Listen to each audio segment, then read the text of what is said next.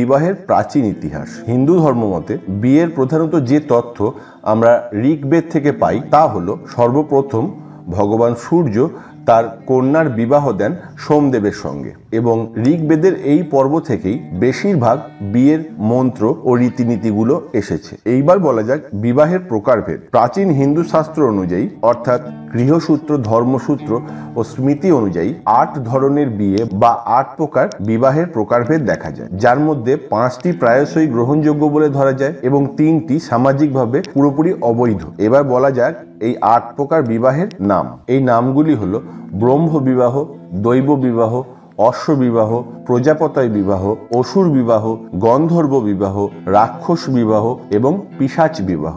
এর মধ্যে কোনো না কোনো সময় গ্রহণযোগ্য ছিল সামাজিকভাবে ব্রহ্ম বিবাহ, দৈব বিবাহ, অশ্ব বিবাহ, প্রজাপতয় বিবাহ এবং কিছু কিছু ক্ষেত্রে গন্ধর্ব বিবাহ।